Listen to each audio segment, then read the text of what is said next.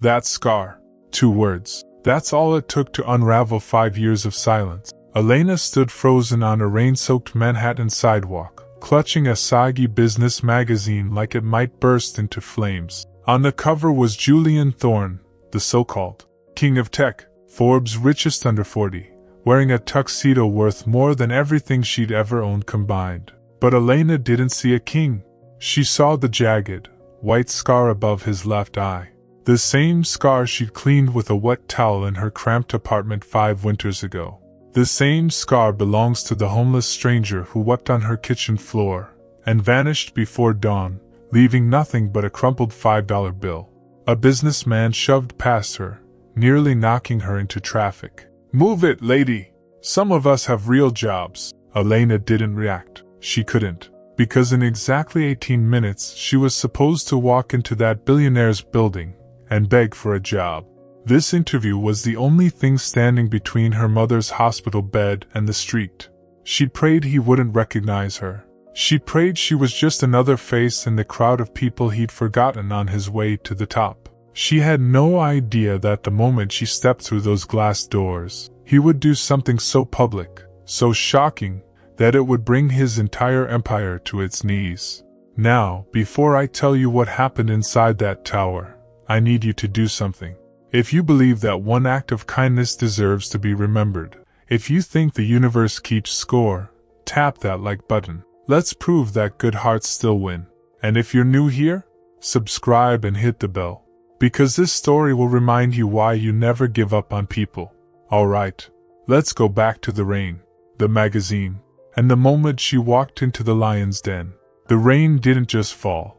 It felt like it was trying to erase the city, turning the gray streets into a blurred watercolor of exhaust fumes and fading neon lights. Elena pulled her thin, beige coat tighter around her shoulders, but the dampness had already seeped through the fabric, settling into her bones. It was the kind of cold that made you feel small, the kind that reminded you exactly where you stood in the food chain of a metropolis that never slept. Elena stood under the dripping awning of the diner where she had just finished a 10-hour shift, her feet throbbing in shoes that had lost their cushioning months ago. She was invisible. That was the word that echoed in her mind most days. She was the woman people bumped into on the subway without saying sorry, the waitress whose name they forgot the moment they ordered their coffee, the ghost drifting through a world designed for louder, brighter people. She checked her phone, cracked screen, battery at 12%. She had 20 minutes before her bus arrived, 20 minutes to stand in the freezing drizzle and wonder if this was all life had to offer. She looked down at the puddle forming near her boots. Floating in the oily water, half submerged, was a discarded business magazine. It was soaked, the pages swollen with water, but the cover was still visible, glossy and defiant against the grime of the street. Someone must have dropped it in a rush to get into a warm town car. Elena didn't know why she reached for it. Maybe it was just curiosity, or maybe it was a strange desire to see what the people who didn't have to wait for buses were reading. She picked it up, shaking off the excess water. The face on the cover stared back at her with eyes that looked like shattered ice. The headline was bold, embossed in gold letters: Julian Thorne, the ruthless architect of the future, Forbes' richest under 40. He was handsome in a terrifying, predatory way. He wore a tuxedo that probably cost more than Elena would earn in 5 years, his jaw set in a line of absolute, unwavering authority. The article teased a story about a man who had built an empire from nothing, a tech mogul who swallowed competitors whole and never apologized for his hunger. The world saw a titan, a king of industry who commanded respect and fear in equal measure. But Elena didn't see a king.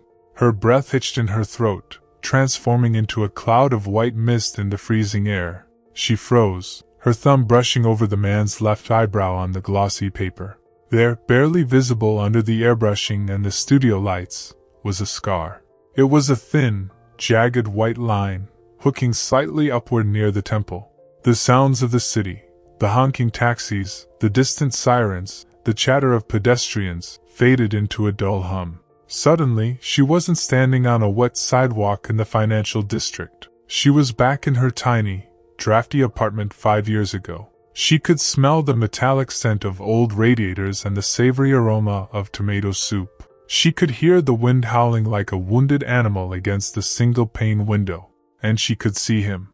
Not Julian Thorne, the billionaire, but the man who had sat at her wobbly kitchen table, shivering so violently that he couldn't hold the spoon she offered him. He hadn't been wearing a tuxedo then. He had been wearing rags that were stiff with grime and frozen stiff from the blizzard. He hadn't looked at her with the cold, imperious stare of a CEO. He had looked at her with the wide, terrified eyes of a man who had reached the end of his rope. She remembered the way he had wept when she draped a blanket over his shoulders, the sound of his broken sobs filling the silence of her lonely life. She remembered tracing that exact scar with her gaze while she cleaned the blood from his forehead, wondering what kind of life left a mark like that. She had saved him.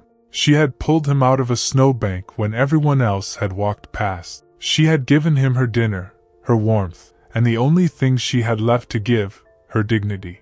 And then, he had vanished. No note, no goodbye. Just an empty space where a broken man had been and a silence that had lasted 5 years. Elena looked back at the magazine, her hands trembling. The disconnect was violent. How could that shivering, desperate stranger be this man? How could the person who whispered that he had lost everything be the man who now owned everything? A wave of nausea rolled over her, mixed with a sharp, stinging sense of betrayal. He hadn't just survived, he had ascended. While she was still here, counting tips to pay for her mother's medication, stuck in the same cycle of poverty, he was on the cover of Forbes. He had risen, and he had never looked back. Not once. She shoved the magazine into her tote bag as the bus screeched to a halt in front of her, splashing dirty water onto the curb. She climbed aboard, moving automatically to the back, her mind racing. The irony was suffocating. She reached into her bag, past the damp magazine, and her fingers grazed the crisp edge of a manila envelope. Inside was a resume and a letter of confirmation. Tomorrow morning, at 9 a.m., she had an interview for an administrative assistant position, a job she desperately needed, a job that would save her family from eviction. And the company she was interviewing for wasn't just any corporation. It was Thorne Enterprises. She stared out the window as the city blurred past, the realization settling in her stomach like a stone. She was walking into the lion's den. She was going to ask for a job from the man she had saved from death. The terrifying question wasn't whether she would get the job. The question that made her heart hammer against her ribs was simpler and far more cruel. Did he even remember her? Or was the night she saved his life just another detail he had deleted on his way to the top? The memory didn't just return, it pulled her under. The noise of the bus faded, replaced by the howling, rhythmic scream of the wind from 5 years ago. That winter had been historic, the kind of weather event that news anchors spoke about with grim faces, warning residents to stay indoors, to hoard supplies, and to fear the sky. But Elena couldn't afford to fear the sky. She couldn't afford to hoard supplies. She had been working a double shift at a diner that no longer existed, and the subways had shut down hours ago. She was walking home, fighting against a wind that felt like it had physical hands, shoving her backward with every step. The snow was falling in sheets, thick and blinding, erasing the world around her until there was nothing but white noise and the stinging cold. Her apartment was only 2 blocks away, but in that weather, 2 blocks felt like a journey across a tundra. She had her head down, her scarf wrapped around her face like a bandage, watching her own boots sink into the accumulating drifts. That was when she saw him. He wasn't sitting, he had collapsed. In the narrow, trash-strewn alley between a bakery and a boarded-up electronics store, there was a heap of dark fabric that the snow was rapidly burying. Anyone else would have thought they were garbage bags, discarded and forgotten. But Elena saw the hand. It was pale, almost blue, resting palm up on the asphalt as if surrendering to the inevitable. She didn't think so. The survival instinct that told most people to keep walking, to mind their own business, and to avoid the danger of strangers in dark alleys had never worked properly in Elena. She rushed over, dropping to her knees in the slush.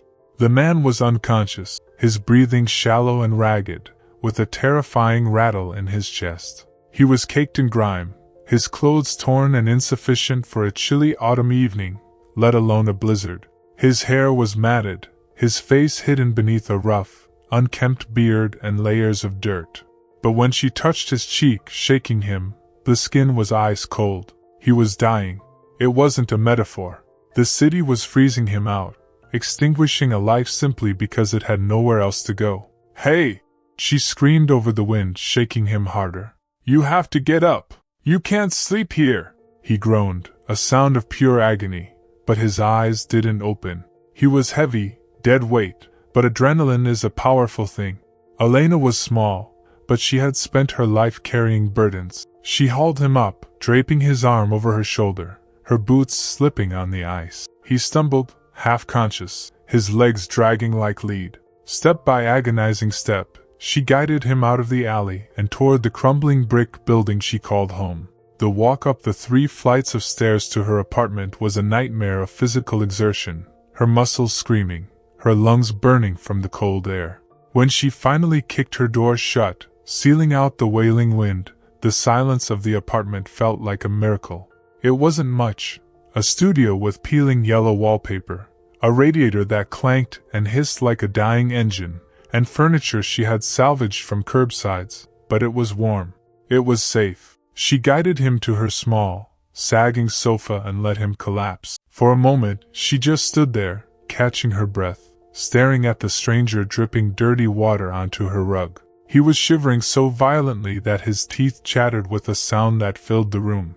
The reality of what she had done set in. She had brought a homeless man, a total stranger, into her sanctuary.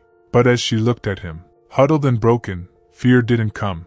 Only a profound, aching sadness. She went into survival mode. She filled a basin with warm water and grabbed her only clean towel. She knelt beside him, gently peeling away the soaked, freezing layers of his rags. He didn't protest. He barely seemed to know where he was. Under the dirt, he was thin, his ribs pressing against his skin, evidence of a hunger that had lasted a long time. She began to clean him. She washed the grime from his hands, which were calloused and scraped. She washed his face, the water in the basin turning dark gray. As she wiped away the mud from his forehead, she saw it, a fresh, angry cut running through his left eyebrow, oozing slightly. It looked like he had been struck, or perhaps he had fallen against something sharp. She dabbed it gently with antiseptic, wincing in sympathy as he flinched in his sleep. She bandaged it with the care of a mother tending to a child, smoothing the hair back from his forehead. Then, she went to the kitchenette. She had 1 can of tomato soup left in the cupboard. It was supposed to be her dinner for the next 2 nights, stretched out with extra water and saltines. Crackers. She didn't hesitate. She opened the can, pouring the red liquid into a pot. As the smell of tomatoes and basil filled the small room, the stranger stirred. Elena turned. His eyes were open. They were gray, like the storm outside, but filled with a profound confusion. He looked around the room, his gaze darting from the peeling wallpaper to the steaming pot on the stove and finally landing on her. He looked terrified, like a beaten dog expecting a blow. "Eat," she said softly, pouring the soup into a chipped mug. She walked over and knelt beside the sofa again. "It's not much, but it's hot." He tried to take the mug, but his hands shook so badly he almost dropped it. Elena caught it just in time. Without a word, she held it for him, lifting it to his lips. He drank greedily, desperately, the hot liquid bringing color back to his pale cheeks. He finished it in seconds. "Thank you," he rasped. His voice was ruined, scratchy, and unused. I don't have anything to give you." Elena shook her head, taking the empty mug. "I didn't ask for anything." He looked down at his hands, clenching them into fists. The shame radiating off him was palpable, thick enough to choke on. "I lost everything," he whispered, the confession tearing out of him. I was someone, and now I'm nothing. I'm just waste." He began to weep. It wasn't a loud cry. It was a silent, body-shaking sobbing that was far more painful to witness. He buried his face in his hands, hiding from her, hiding from himself. He was a man who had been stripped of every layer of armor, every defense mechanism, leaving only a raw, exposed nerve. Elena sat on the floor, pulling her knees to her chest. She didn't tell him it would be okay, because she knew that sometimes it wasn't. She didn't offer empty platitudes. Instead, she looked at him with a fierce, quiet intensity. "Look at me," she said. He didn't move. "Look at me," she repeated, firmer this time. He slowly lowered his hands, his eyes red-rimmed and hollow. "You are breathing," she said, her voice steady in the dimly lit room. "You are safe, and you are here. Your value isn't in what you own, or what you lost, or what title you used to have. Your value isn't in your wallet. It's in who you are. The fact that you're alive means you still matter. You are not a waste. You are a human being." He stared at her, stunned. It was as if she had spoken a language he hadn't heard in years. The words seemed to hang in the air between them, shimmering. For the first time that night, the tension in his shoulders dropped. He looked at her, really looked at her, as if trying to memorize the architecture of her face, the kindness in her eyes that asked for nothing in return. "Who are you?" he whispered. "Just Elena," she said. "Now sleep. The storm isn't stopping anytime soon."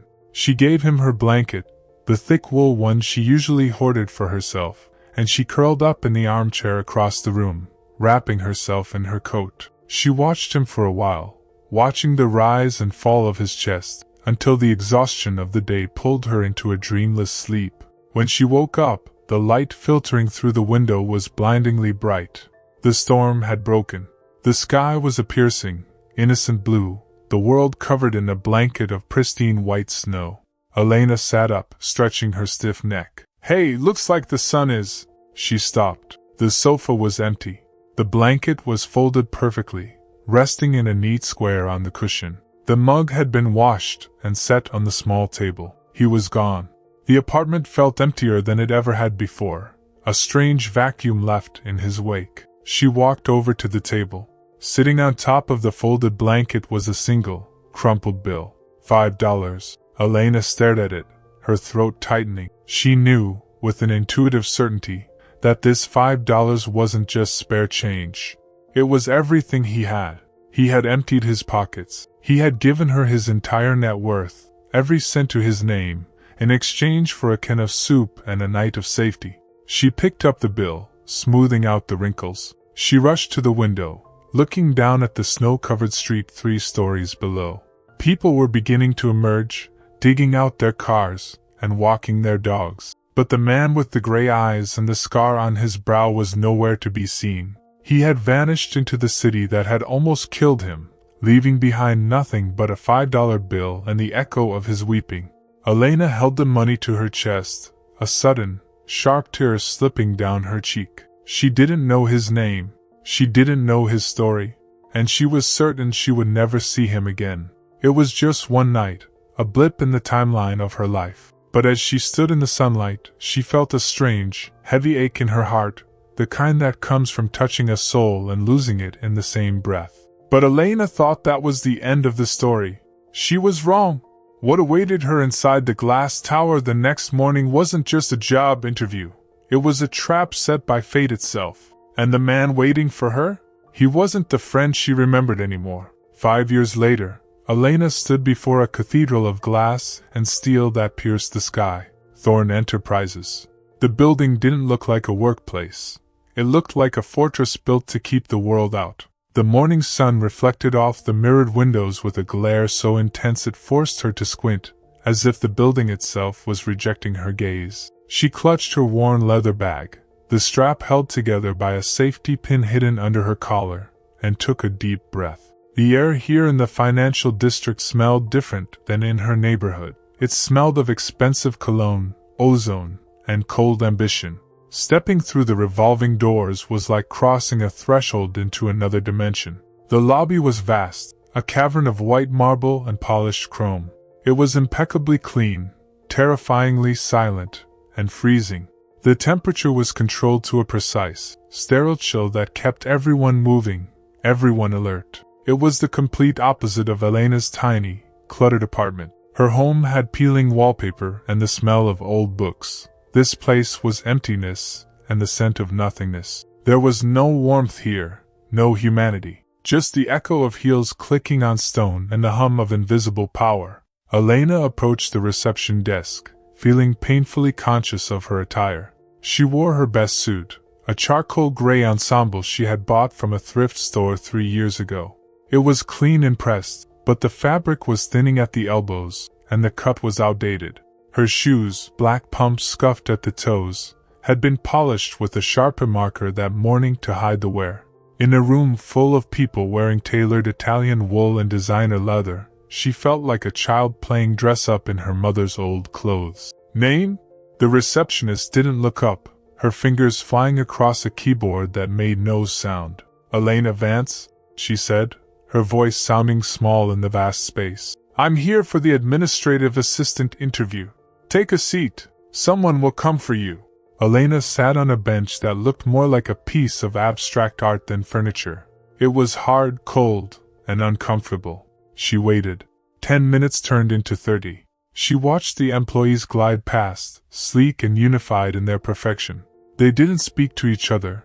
They communicated with curt nods and glances at their phones. Elena Vance? The voice was sharp, cutting through the silence like a whip. Elena stood up quickly. Standing before her was a woman who looked less like a human and more like a weapon.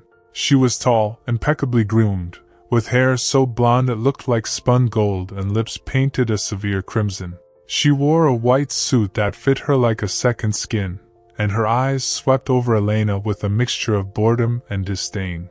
This was Vanessa, the vice president of operations, and judging by her expression, she had already decided Elena was a waste of oxygen. I'm Vanessa, she said, not offering a hand. She gestured for Elena to follow. They walked toward the elevators, Vanessa's stride long and confident, forcing Elena to practically jog to keep up.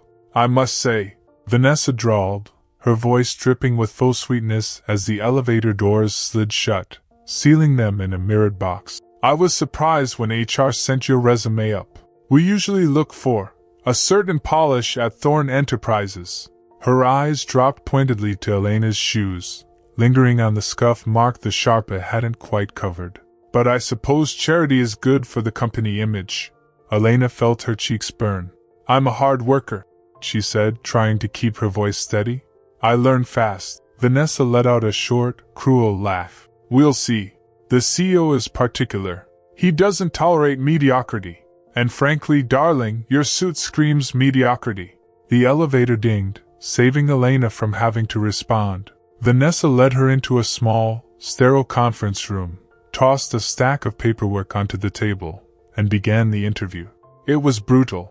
Vanessa didn't ask about her skills. She asked why she had gaps in her employment, why she hadn't finished her degree, why she was applying for a job so clearly above her station. She was picking Elena apart, piece by piece, enjoying the humiliation. But 40 floors above them, in the penthouse office that overlooked the entire city, the dynamic was very different. Julian Thorne sat in the dark. The blinds were drawn, blocking out the sun, leaving the room in a perpetual twilight. The only light came from a bank of monitors on his wall. On the center screen, a high-definition feed showed the conference room. He watched Elena. He hadn't seen her face in 5 years. The camera angle was slightly high, distorting her features, but he knew. He knew the way she held her hands, fingers laced tightly together to hide the trembling. He knew the tilt of her chin when she was being insulted, not defiant, but enduring.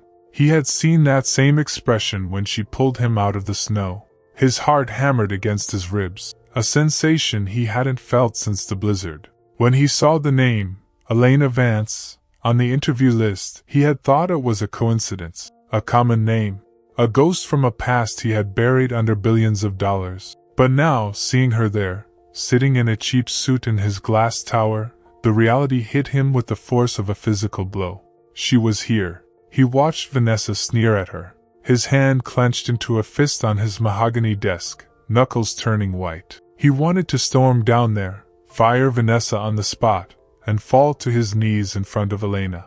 But he stopped. He looked at his reflection in the dark monitor, the scar on his brow, the cold eyes of a man the world called a monster. If he went down there now, She wouldn't see the man she saved. She would see the billionaire. She would see the money. And worse, she might see what he had become. Ruthless, cold, dangerous. He was terrified that the kindness he remembered would turn to disgust if she knew who he really was. He picked up his phone and dialed Vanessa's extension. On the screen, he saw Vanessa pause mid-insult and answer her phone, her face instantly transforming into a mask of deferential fear. "Sir?" Vanessa asked. "Hire her," Julian said. His voice was low, gravelly, leaving no room for argument. Vanessa blinked, confused. "Sir? But she's completely unqualified. Her shoes are falling apart. I said hire her." Julian interrupted, his tone darkening. "Put her on the executive floor, as your assistant." Vanessa looked as if she had swallowed a lemon, but she nodded. "Of course, Mr. Thorne. Right away." "And Vanessa," Julian added, leaning closer to the microphone, his eyes fixed on Elena's image on the screen. "Keep her close. Watch her. But do not, under any circumstances, let her know I am watching. Do you understand?" "Yes, sir," Vanessa whispered. Julian hung up. He watched as Vanessa's demeanor shifted. She turned back to Elena with a fake, tight smile and extended her hand. Elena looked shocked, relief washing over her face like sunlight. Julian leaned back in his leather chair, the darkness of his office swallowing him whole. He had her now. She was in his world, but he couldn't reveal himself. Not yet. He had to know if she was still the same woman who gave a stranger her last $5, or if the cruelty of the world had finally broken her, just like it had broken him. He would watch from the shadows, the architect of her fate, terrified of the moment she would finally look up. The first month at Thorne Enterprises was a lesson in endurance. Elena had thought getting the job would be the hardest part, but she quickly learned that survival was a different game entirely. Her title was junior assistant, but in reality she was Vanessa's shadow, her scapegoat, and her punching bag. Her desk was a small, cramped cubicle situated right outside Vanessa's glass-walled office, positioned so that Vanessa could snap her fingers and summon her at any moment. The workload was crushing. Elena arrived at 7 a.m. and often didn't leave until 9 p.m. She fetched obscure salads from across the city, reformatted spreadsheets that were already perfect, and stood silently while Vanessa berated her for the temperature of her coffee. It was humiliation, by 1,000 cuts. Vanessa seemed to take personal offense at Elena's quiet dignity, constantly making snide remarks about her packed lunches or the bus schedule she kept taped to her monitor. "You really should buy a car, Elena," Vanessa said one afternoon, dropping a stack of files on Elena's desk with a heavy thud. "It's embarrassing for clients to see you running for the bus like a schoolgirl." Elena didn't respond. She couldn't. Every cent of her paycheck was already spoken for. Her mother's condition had worsened. The medication that kept her heart beating cost more than Elena's rent. The medical bills were a rising tide, threatening to drown them both. Elena would skip lunch to save $5, eating an apple she brought from home while hiding in the fire escape stairwell, the only place in the building where she felt she could breathe. She was tired, bone deep, soul-weary tired, but she couldn't quit. She needed this job.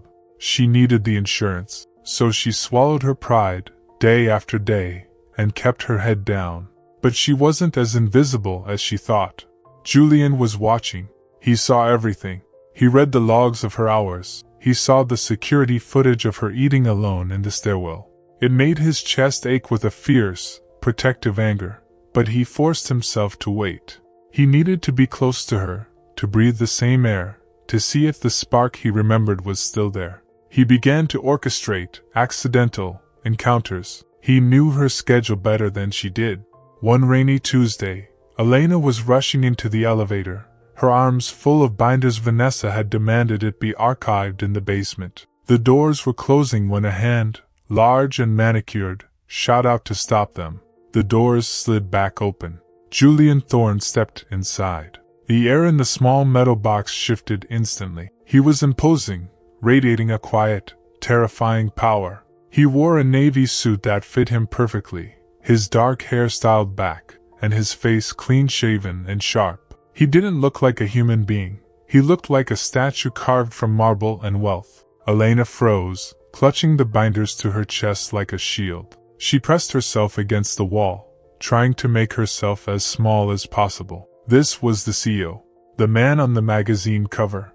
The man who owned the air she was breathing. He didn't look at her. He pressed the button for the lobby and stood facing the doors, his back to her. But the silence wasn't empty. It was charged, heavy with static. Elena stared at the back of his neck. A strange, prickling sensation ran down her spine. The scent of him, rain and sandalwood, triggered a ghost of a memory. It was familiar. Not the expensive cologne, but the presence. The way he stood, shoulders tense, head slightly bowed as if carrying a weight. For a second, the polished executive vanished, and she saw the shadow of the man in her kitchen. It can't be, she told herself, her heart skipping a beat. He's a billionaire. He's not the man who cried over tomato soup. Julian could feel her eyes on him. It took every ounce of his legendary self-control not to turn around, grab her shoulders, and ask her if she was okay. He wanted to ask why she looked so tired. He wanted to ask who had hurt her, but he stayed still.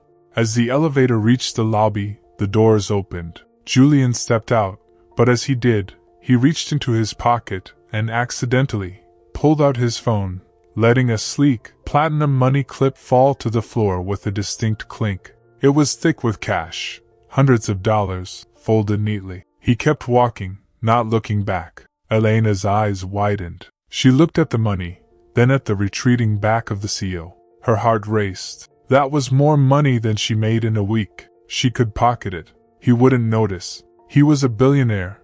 This was pocket change to him. It could pay for her mother's refill. It could buy her new shoes. No one would know. Without a second of hesitation, Elena lunged forward. "Mr. Thorne!" she called out, her voice trembling but clear. Julian stopped. He paused for a beat, a small, triumphant smile touching his lips before he schooled his features into a mask of indifference. He turned around slowly. Elena ran up to him, breathless. She held out the money clip. "You dropped this, sir." He looked at the money, then at her face. Her eyes were wide and honest, filled with anxiety, but not greed. She wasn't looking at the cash. She was looking at him, worried that he had lost something. "Thank you," he said. His voice was deep and smooth, nothing like the raspy, broken whisper of the man in the blizzard. "You're welcome," she breathed, relieved. She handed it to him, their fingers brushing for a microsecond. A shock went through him, electric and grounding. "What is your name?" he asked, though he already knew. "Elena, sir. Elena Vance." "Elena," he repeated, tasting the syllables. He looked at her intently, searching for any sign of recognition, but there was none. She was intimidated and respectful, but she didn't know him. The beard, the grime, the scars, the 5 years, it was a perfect disguise. "Keep up the good work, Elena," he said softly. He turned and walked away before he did something stupid, like hug her. Elena watched him go, her heart pounding. She felt strange, shaky. Why did he look at her like that? Like he was trying to solve a puzzle? And why did she feel a sudden, overwhelming urge to cry? Back in his office, Julian watched the security feed of the lobby. He saw Elena exhale, steady herself, and walk back toward the elevators. She hadn't taken a dime. She hadn't hesitated. He sat down, the money clip still warm in his hand. A profound relief washed over him, followed by a terrifying realization. The world hadn't broken her. She was still the woman who saved strays in a storm. She was pure gold in a city of lead. His obsession deepened, rooting itself in his chest. He didn't just owe her his life anymore. He was falling in love with her all over again. But the fear was stronger now. If she found out who he was, if she realized he had the power to fix her life with a snap of his fingers and had chosen to test her instead, would she forgive him? Or would she see his wealth as a barrier, a lie that tainted the purity of that night 5 years ago? He couldn't tell her.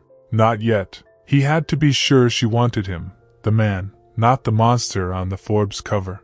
So he would continue to watch from the glass tower, a prisoner of his own secret. But secrets have a way of exploding when you least expect it. Julian thought he was in control, but he had no idea that the company gala was just days away. And the mistake he was about to make that night, it would almost destroy them both. The invitation wasn't an invitation, it was a summons. The annual Thorne Enterprises gala was the event of the season, a black-tie affair where the city's elite gathered to drink champagne that cost more than a Honda Civic and congratulate each other on being masters of the universe. For the employees, attendance was mandatory, but the roles were strictly defined. The executives were there to shine, the assistants were there to serve. Elena had been explicitly told by Vanessa to wear black, to blend into the background, and to be ready to run errands at a moment's notice, while the other women wore shimmering gowns of silk and velvet. Elena wore a simple black dress she had found at a discount store. It was modest, unadorned, and made her look exactly like what Vanessa wanted her to be, a shadow.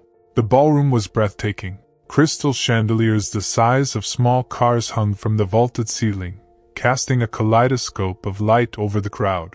An orchestra played soft, swelling waltzes that floated through the air like perfume.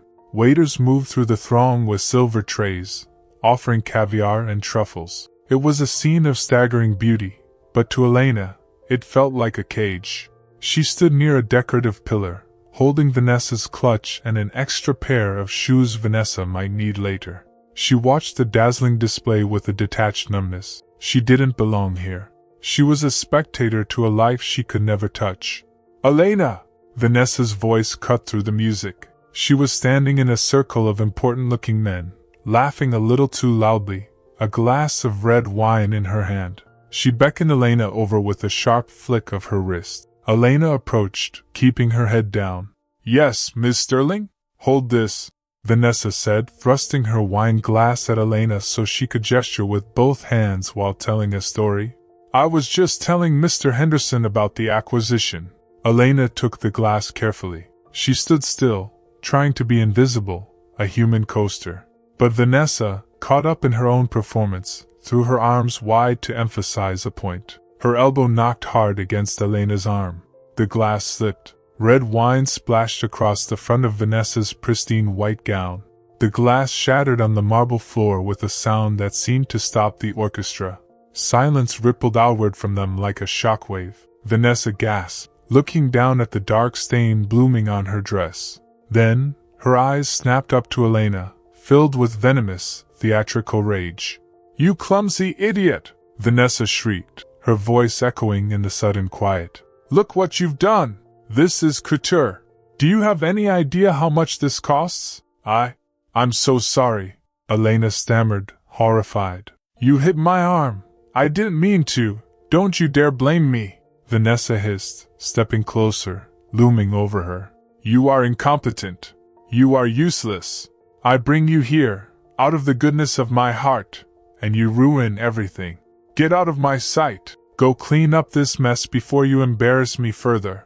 Elena felt the eyes of the entire room on her. Hundreds of people, wealthy, powerful, beautiful people, were staring. Some looked amused, some pitying, and most just indifferent to the humiliation of a servant. She felt her face burning, tears stinging the back of her eyes. She wanted to dissolve. She wanted the floor to open up and swallow her whole. But she didn't cry. She wouldn't give Vanessa the satisfaction. She bit the inside of her cheek until she tasted iron. "I'm sorry," she whispered again, her voice shaking but audible. She turned and walked away. She didn't run, though every instinct screamed at her to flee. She walked with her back straight, carrying her dignity like a fragile glass vase, through the gauntlet of staring faces. She found a set of French doors leading to the terrace, and pushed them open, stepping out into the cool night air. The terrace was empty, bathed in moonlight and the shadows of the city skyline. The noise of the party was muffled here, distant and irrelevant. Elena walked to the stone railing and gripped it, her knuckles white. She looked out at the city lights, the tears finally spilling over.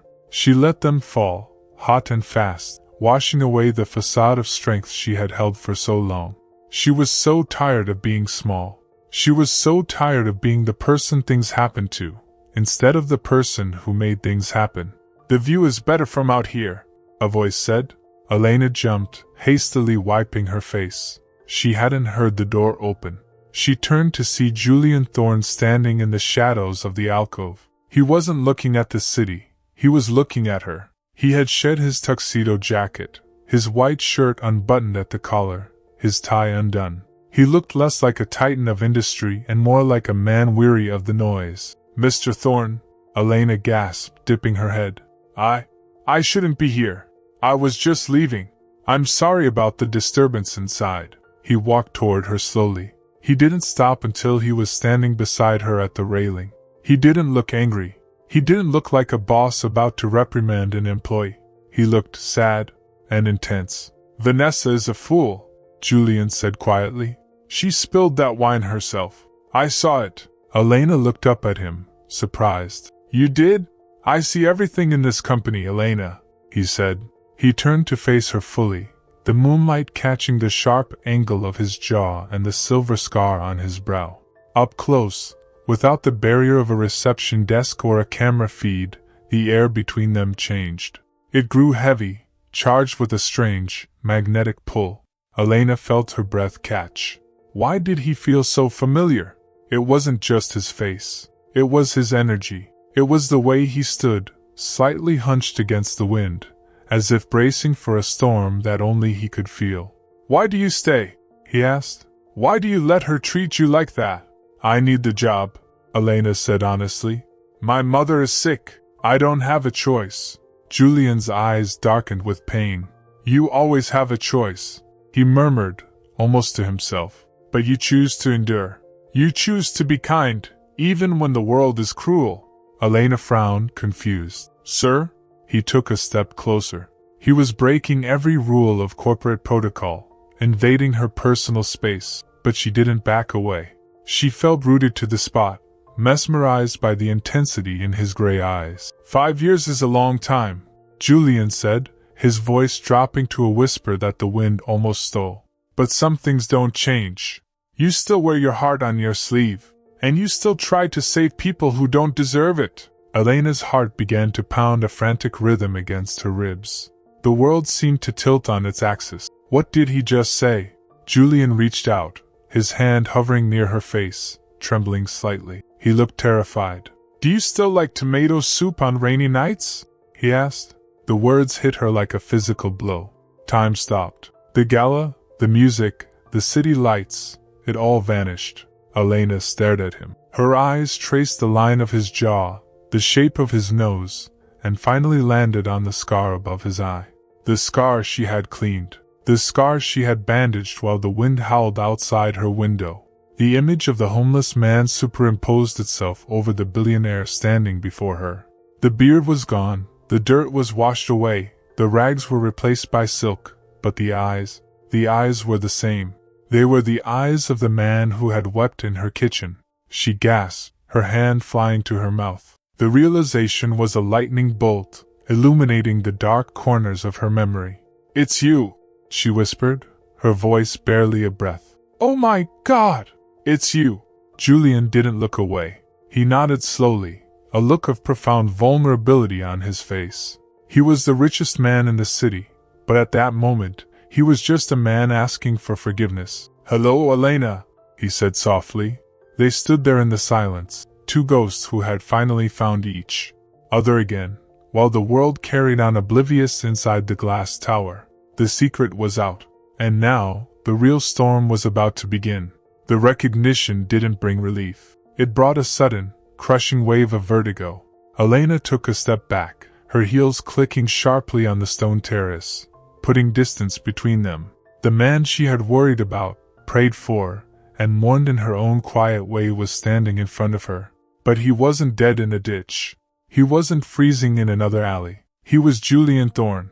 He was the man who owned the building where she was humiliated daily. He was the man who could have ended her family's financial nightmare with a wave of his hand. But instead, he had let her serve coffee to a woman who treated her like dirt. The shock dissolved into anger, hot, sharp, and purifying. "You," she said, her voice trembling, but this time not with fear. "You left. Julian flinched as if she had struck him. He opened his mouth to speak, but she cut him off. 5 years, she said, the words spilling out faster now. For 5 years I wondered if you were alive. I looked for you in the obituaries. I looked for you in the shelters. Every time it snowed I thought about you. I thought about that night. She gestured wildly toward the glittering skyline. And you were here? The whole time? Sitting in a penthouse while I was deciding which bill not to pay. Elena, please. Julian stepped forward, his hands raised in surrender. Let me explain. Explain what? She demanded, tears of frustration welling in her eyes. That it was a game? That you were undercover? Was I just an experiment to see if the poor girl would help a beggar? No. The force of his denial cracked his composure. It wasn't a game. That night was real. It was the only real thing in my life for a decade. I was at rock bottom, Elena. I had lost my company, my reputation, and my sanity. I was ready to die in that alley until you found me. Then why didn't you come back? She whispered, the fight draining out of her, leaving only the hurt. If I saved you, why did you leave me behind? Julian looked away, staring out at the dark abyss of the city. He ran a hand through his hair, destroying the perfect styling, looking suddenly boyish and lost. Because I was ashamed, he admitted, his voice rough. When I woke up in your apartment, surrounded by your kindness, I looked at myself, and I hated what I saw. I was a failure. I had nothing to offer you but my own wreckage. I left that $5 because it was the only way I could feel like a man, paying my debt, even though it was pathetic. He turned back to her, his eyes pleading. I swore I wouldn't come back until I was worthy of you, until I had rebuilt everything. I wanted to return as a king, not a beggar. I wanted to walk through your door and give you everything you ever dreamed of. But building this, he gestured vaguely at the tower behind them. It took everything. It took years. And somewhere along the way, I got scared. Scared of what? Scared that if you saw what I had to become to get here, the ruthlessness, the coldness, you would look at me with disgust instead of that compassion I remembered. I was terrified that the monster who built this empire wasn't the man you saved. He took a step closer, his voice dropping to an intense, desperate whisper. I saw you in the interview. I hired you. I've been watching you every day, trying to find the courage to tell you. I thought if I gave you a job, if I helped from the shadows, it would be enough. But it's not. Seeing you tonight, seeing her treat you like that. I couldn't stay in the dark anymore. Elena stared at him. His logic was twisted, broken by trauma and pride. He thought money was the answer. He thought he had to buy his way back into her life. She shook her head slowly, a sad smile touching her lips. You still don't get it, do you? Get what? I didn't save a king, she said softly. I saved a human being. I didn't want your money, Julian. I didn't want the world. I just wanted to know you were okay. I just wanted a friend. The words hung in the air, heavy with truth. Julian looked stricken. He realized, with a sickening clarity, that he had completely misunderstood the nature of her heart. He had been playing a game of power and worth, while she had been playing a game of connection. I hurt you, he said, the realization landing like a weight. Yes, she said. You did. She stepped back again. I can't be here. I can't do this right now. Elena, wait. He reached for her hand, but she pulled away. No, she said firmly. You don't get to disappear for 5 years and then just appear on a balcony and fix it with a speech. You watched me struggle, Julian. You watched me humiliate myself for a paycheck, and you did nothing but watch. That's not love. That's control. She turned toward the glass doors. Where are you going? He asked, panic edging into his voice. Home, she said. To my real life, the one you were too good for. She pushed open the doors and walked back into the noise and light of the gala. She moved quickly, weaving through the crowd of tuxedos and gowns, ignoring the stares. She grabbed her coat from the cloakroom and burst out into the cool night air of the street, leaving the billionaire alone on his balcony. Julian stood there, paralyzed. He had faced hostile takeovers, lawsuits, and betrayals without blinking. But watching Elena walk away from him, rejecting his power and his excuses. He felt a fear he hadn't felt since the blizzard. He looked at his hands. They were shaking. Money couldn't fix this. He couldn't write a check to make the hurt go away. He had built a fortress to protect himself, but all he had done was lock himself out of the only place that had ever felt like home. He realized then that the hardest work wasn't building the empire. It was earning the right to be forgiven. And he had a long, long way to go. The morning after the gala, the atmosphere at Thorne Enterprises was brittle. The air felt thin, like the calm before a tornado touches down. Elena arrived on time, her eyes puffy from a sleepless night of replaying the conversation on the balcony. She expected to be fired. She expected Julian to have her escorted out for speaking to him so candidly, for rejecting his narrative. Instead, the office was eerily normal, except for Vanessa. Vanessa was prowling the executive floor like a jungle cat that had smelled blood. She had seen Julian follow Elena onto the balcony. She had seen him return alone, looking devastated. And most dangerously, she had seen the way he looked at Elena's empty desk that morning, with a longing that twisted Vanessa's insides into a knot of jealous rage. Vanessa had spent years trying to get Julian's attention, trying to become the queen to his king. And now this mouse, this thrift store charity case, had somehow captured him? It was unacceptable. It was a war. Elena sat at her desk, trying to focus on typing a memo, her hands trembling. She kept waiting for the phone to ring, for Julian to summon her. But the silence from the penthouse was deafening. Around 11 a.m., Vanessa approached Elena's desk. She wasn't shouting today. She was smiling. A tight, predatory smile that didn't reach her eyes. "Elena," she purred. "I need you to upload these files to the secure server immediately. It's the Project Chimera blueprints. The board needs them by noon." She handed Elena a sleek black USB drive. "Of course," Elena said, relieved to have a task that didn't involve being yelled at. She plugged the drive into her computer and began the transfer. She logged in with her credentials, as she did 100 times a day. 10 minutes later, the alarms didn't sound, but the silence did. The doors to the executive suite burst open. 3 security guards, large men in dark suits, marched in. They weren't smiling. Behind them was the head of IG, looking pale and grim. They walked straight to Elena's desk. "Elena Vance?" the lead guard barked.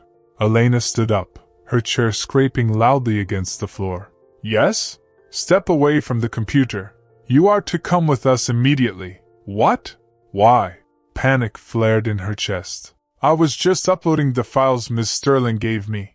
We detected an unauthorized transfer of Class A confidential data to an external server registered to our competitor, Omnicorp," the IT director said, his voice cold. "The transfer was authorized with your login credentials, from your terminal, 2 minutes ago." Elena looked at Vanessa. Vanessa was standing by her office door, arms crossed, feigning shock. "Oh my God!" Vanessa gasped, loud enough for the entire floor to hear. "Elena, how could you? I trusted you with those files. I can't believe you would sell us out like this. I didn't," Elena cried, looking between the guards and Vanessa. "She gave me the drive. She told me to upload it." "Lies," Vanessa said smoothly, shaking her head with performative sadness. "I would never hand off sensitive data to a junior assistant. You must have stolen it from my desk." The guards grabbed Elena's arms. They weren't gentle. "Come with us, Ms. Vance. The police are on their way." "The police? Jail?" The room spun. Elena felt the blood drain from her face. This was a setup. It had to be. But as they dragged her toward the elevators, a darker, more terrifying thought took root. Was it Vanessa? Or was it Julian? Had she pushed him too far last night? Had she bruised his ego so badly by rejecting him that he decided to destroy her? It made a sick kind of sense. He was a ruthless billionaire. He erased problems. And now, she was a problem. She knew his secret. She knew he had been weak. Maybe this was his way of silencing the witness. Tears of betrayal streamed down her face as she was paraded past the gawking employees. She saw the satisfaction in Vanessa's eyes. She saw the pity in the receptionist's gaze. She felt utterly, completely alone. They reached the glass doors of the lobby.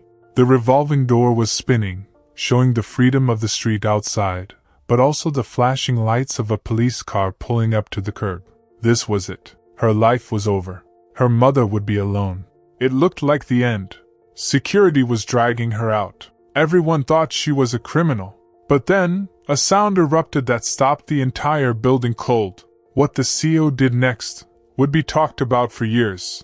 Just as the guard reached for the door handle, a sound erupted that stopped everyone in their tracks. Screech. Feedback whined through the building's PA system, followed by a voice that boomed from every speaker in the lobby, the elevators, and the offices above. It was a voice of absolute, thunderous command. Stop. It was Julian. The guards froze. Vanessa, upstairs, froze. The entire building seemed to hold its breath. Security. Julian's voice resonated, dark and dangerous. Release her. Now. And bring her, and Miss Sterling, to the atrium. Immediately. Elena looked up at the ceiling speaker, her heart hammering against her ribs. He was watching. He had been watching the whole time. But was he saving her? Or was he about to deliver the final blow himself? The curiosity hooked into her fear, pulling her back from the edge of despair into a state of terrified anticipation. The game wasn't over. It had just changed players. The atrium of Thorne Enterprises was designed to intimidate. It was a vast, open space in the center of the building, rising 5 stories high, ringed by balconies where employees from every department now gathered, drawn by the thunderous voice of their CEO. The silence was absolute. Hundreds of eyes looked down into the pit of the atrium, where 3 figures stood. Elena, still trembling in the grip of the confused security guards. Vanessa, who had arrived looking pale but defiant. And the empty space where the king was expected to appear. The elevator doors on the ground floor slid open with a heavy, ominous whoosh. Julian Thorne stepped out. He didn't look like the polished executive from the magazine cover. He looked like a storm made flesh. His suit jacket was gone, his sleeves rolled up to his elbows, revealing forearms tense with muscle. His face was a mask of cold, controlled fury that was far more terrifying than any shouting match. He walked straight toward the security guards, his strides long and purposeful. The guards, sensing the danger radiating off him, released Elena's arms and stepped back, heads bowed. Julian didn't look at them. He looked at Elena. For a second, the rage in his eyes softened into something desperate and apologetic. He reached out, his hand hovering near her arm, checking silently if she was hurt. When she didn't flinch, he turned his gaze to Vanessa. "Sir?" Vanessa started, her voice high and pitchy. "I caught her. She was stealing the Chimera files." Quiet," Julian said. It wasn't a shout. It was a command spoken with the weight of a guillotine blade dropping. He turned to the center of the atrium, looking up at the rows of employees leaning over the railings. He gestured to the head of IT, who was standing nearby holding a tablet. "Play it," Julian ordered. The large presentation screen on the wall, usually reserved for stock prices and company mottos, flickered to life. It showed a grainy but clear video feed. It was from a hidden camera in Vanessa's office. The timestamp was from 20 minutes ago. The entire company watched in stunned silence as the video showed Vanessa plugging the black USB drive into her own computer, copying the files, and then walking out to Elena's desk and handing it to her with a smile. A collective gasp swept through the atrium. Vanessa's face went gray. She staggered back, looking for an exit, but there was nowhere to go. She was trapped in the glare of the truth. "You framed her," Julian said, his voice echoing off the marble walls. "You tried to destroy an innocent woman's life because you were jealous, because you are small." "Julian, please," Vanessa begged, tears streaming down her face now. "I did it for you. She doesn't belong here. Look at her. She's a nobody." Julian laughed. It was a harsh, humorless sound. He turned his back on Vanessa, dismissing her existence entirely. He faced his employees. He faced Elena. "A nobody," he repeated, letting the word hang in the air. "That is what you see when you look at her. A junior assistant. A woman in a cheap suit. Someone beneath you." He walked over to Elena and stood next to her, He didn't tower over her, he stood with her, shoulder to shoulder, aligning himself with her against his own empire. 5 years ago, Julian began, his voice projecting clearly to the hundreds of listeners. I disappeared. You all know the story the PR team tells. That I was on a spiritual retreat. That I was finding myself in the mountains. That I was strategizing the next phase of Thorne Enterprises. He paused, looking at the floor, then lifted his head, exposing the scar on his brow to the light. That was a lie. The silence in the room deepened. Even the air conditioning seemed to stop humming. I was homeless, Julian declared. I had lost my mind, my money, and my will to live. I was sleeping in alleys. I was eating out of garbage cans. I was dying of hypothermia in a blizzard 2 blocks from where this building stands. Elena looked at him, her eyes wide. He was telling them. He was destroying his own myth. He was stripping away the armor of the invincible billionaire in front of everyone who worked for him. Thousands of people walked past me that winter, Julian continued, his voice thick with emotion. People in suits just like yours. People who drive nice cars. People who think they are important. They stepped over me like I was trash. They didn't see a human being. They saw a nuisance. He turned and took Elena's hand. This time, she didn't pull away. His grip was warm and solid. But one person stopped, he said, squeezing her hand. One person saw me. She didn't know who I was. She didn't know I could give her a job or money. She just saw a man who was cold. She took me into her home. She fed me her own dinner. She bandaged this cut on my face. He looked up at the balconies, his eyes burning with intensity. She told me that my wallet wasn't in my wallet. She told me that I mattered simply because I was alive. That night she saved my life. Not figuratively. Literally. I would be dead if not for Elena Vance. Tears were streaming down Elena's face now, but they weren't tears of shame. They were tears of release.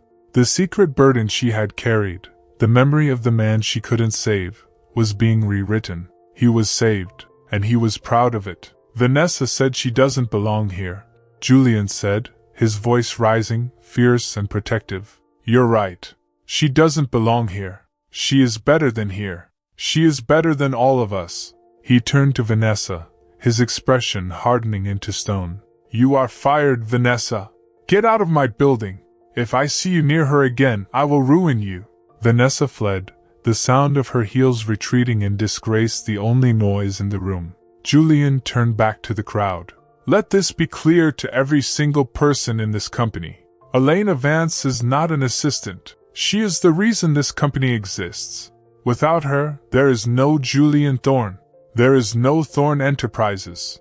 She saved the CEO, so in my eyes, she owns the heart of this company. Treat her with the respect she earned when she saved a beggar in the snow. Or answer to me. He looked down at Elena. The fierce CEO vanished, replaced by the man from the balcony. I'm sorry, he whispered, just for her. I should have done this the moment you walked in the door. Elena squeezed his hand back. She looked around the atrium.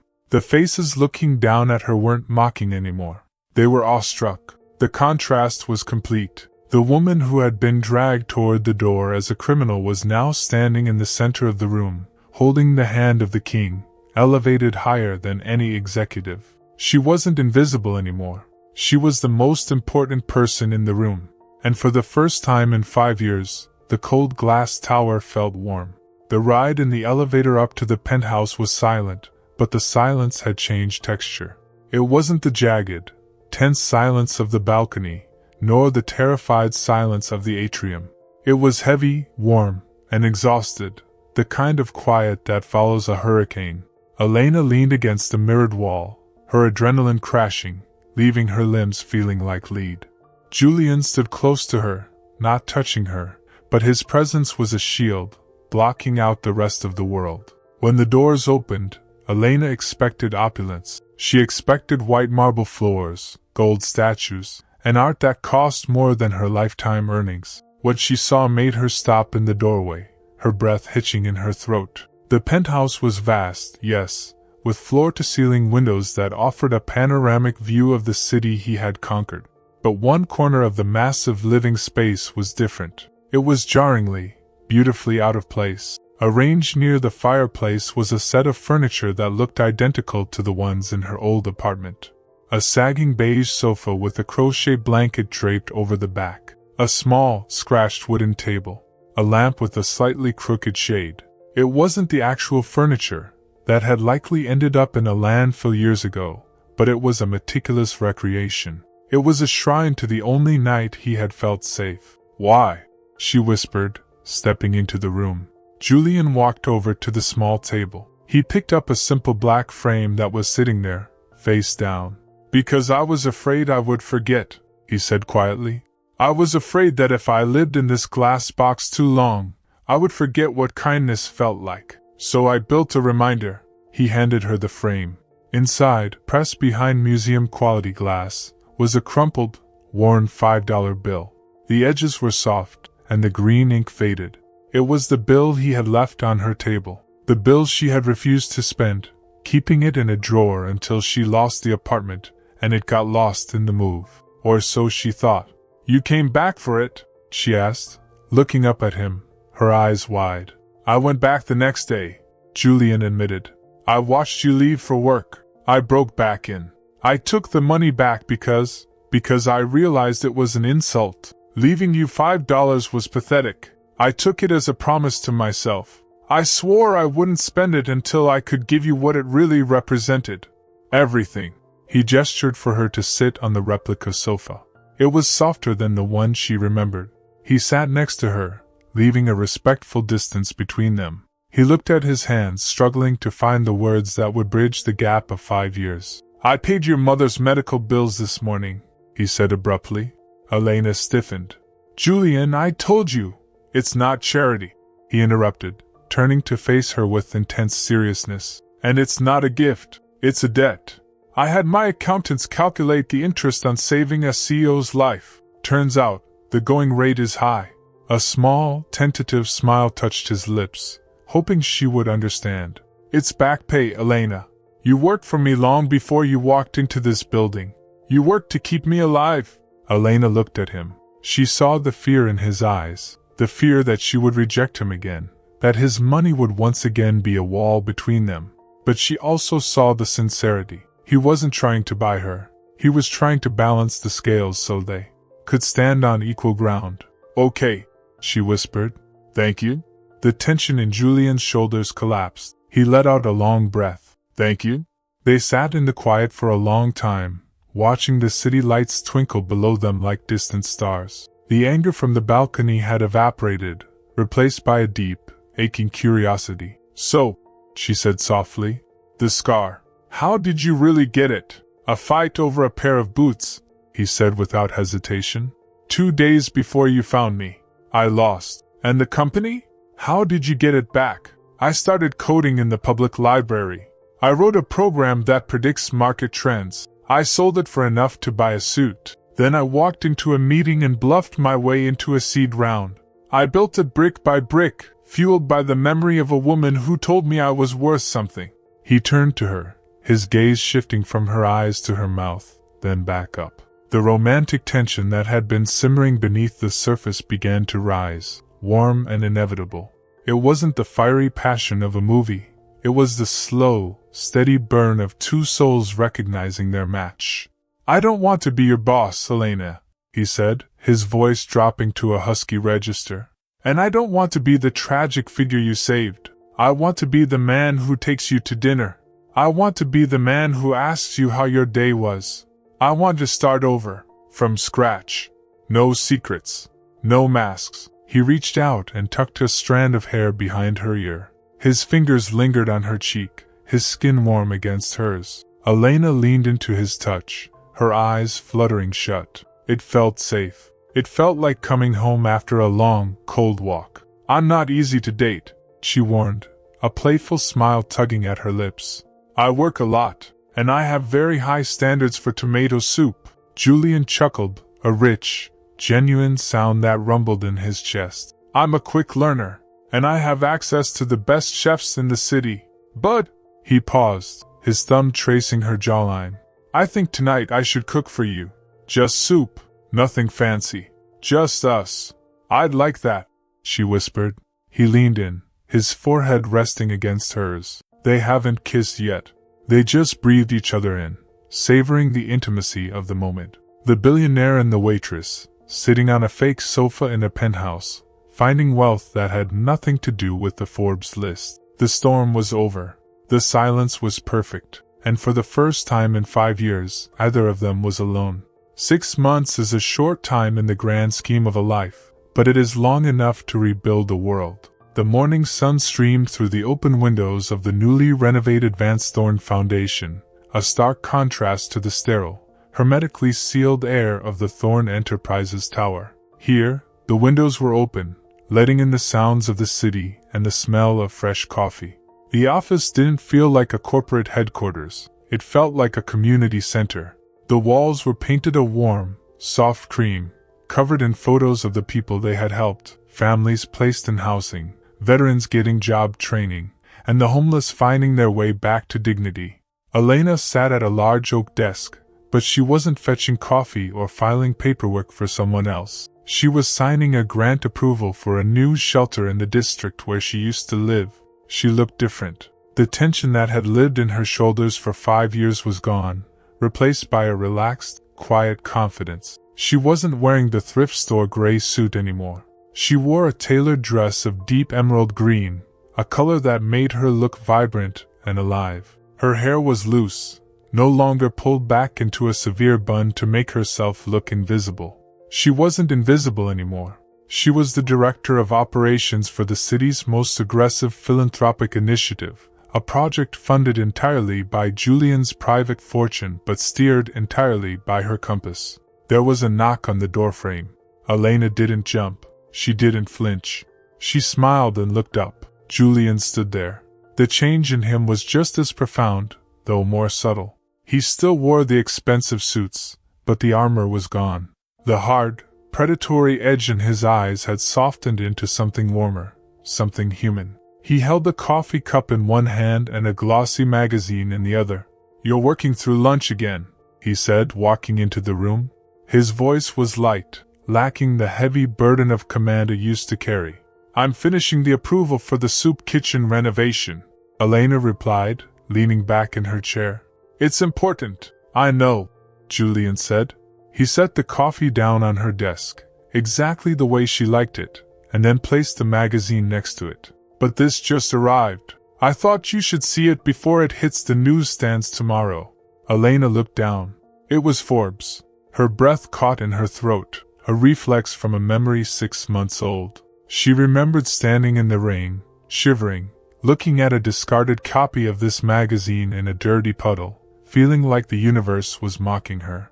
She remembered seeing Julian's face on that cover, alone, scarred, and terrifyingly distant.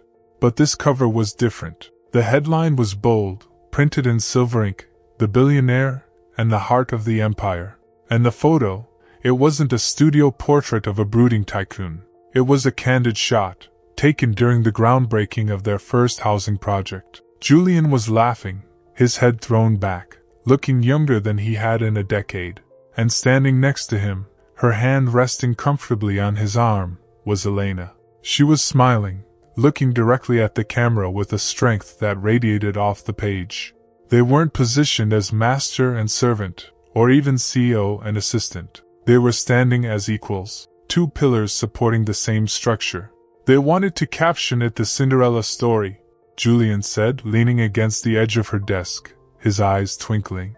"I told them if they used that word, I'd buy the publishing house and fire the editor." Elena laughed, tracing the headline with her finger. "What did you tell them to write instead?" "The truth," Julian said softly. "That I build the buildings, but you build the hope.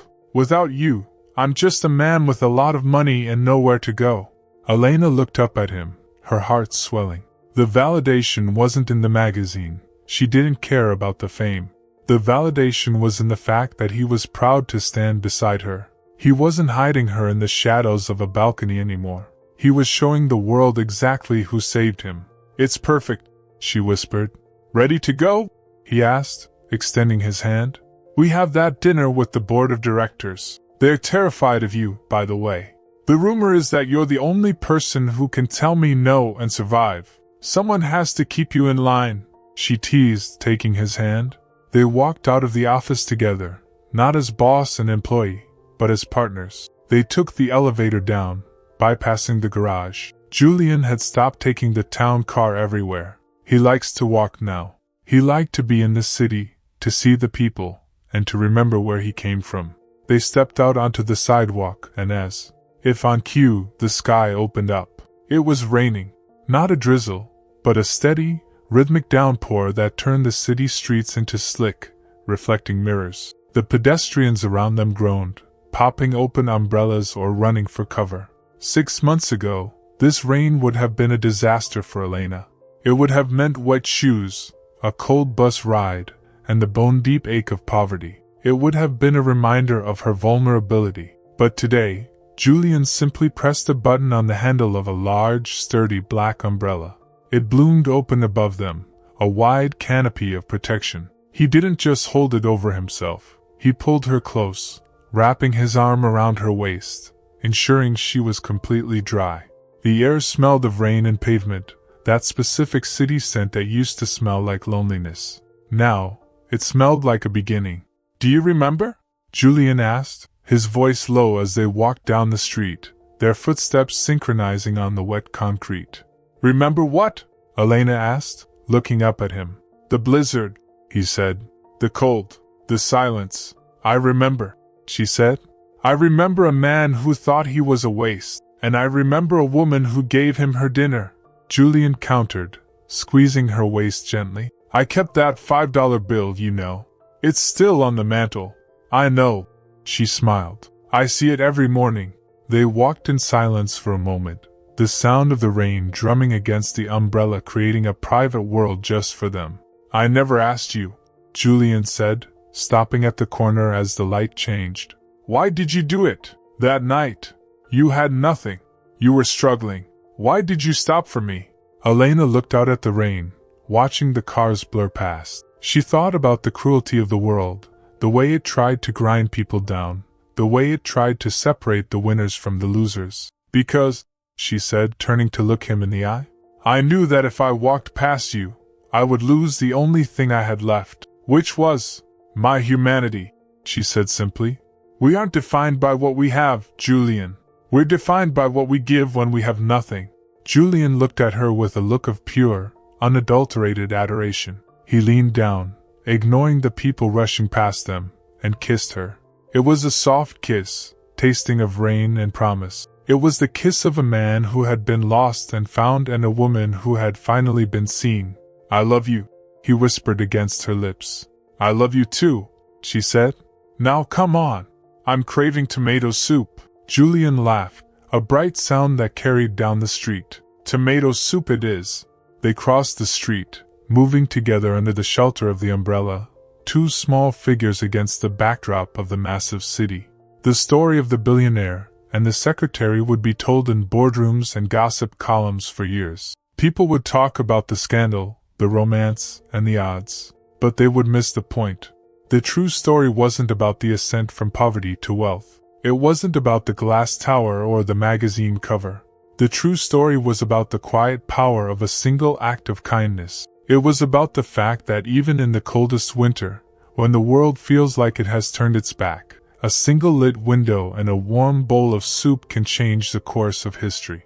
Julian Thorne had built an empire of steel and glass, but Elena Vance had built something far stronger. She had built a home in the heart of a broken man. And as they disappeared into the rainy mist of the city, walking side by side, it was clear that the debt had been paid in full. Kindness, after all, is the only currency that never devalues. It echoes. It grows. And sometimes, if you are very lucky, it comes back to you 1,000 times over, holding an umbrella over your head to keep you dry. The rain continued to fall, washing the city clean, but under the black umbrella, everything was warm. Everything was safe, and that, in the end, was the only riches that mattered. If this story made you feel something, if it reminded you that kindness is never wasted, I need you to do 3 things. First, hit that like button. Every like tells the algorithm that stories like this deserve to be seen. Second, share this with someone who's been going through a hard time. Someone who needs to believe that good things are still coming for them. And third, subscribe and hit that bell. Because next week, I'm releasing a story that's even more emotional than this one. Trust me, you're going to want to be here for it. Thank you for staying until the end. You're part of this community now. Take care of your heart, and I'll see you in the next one.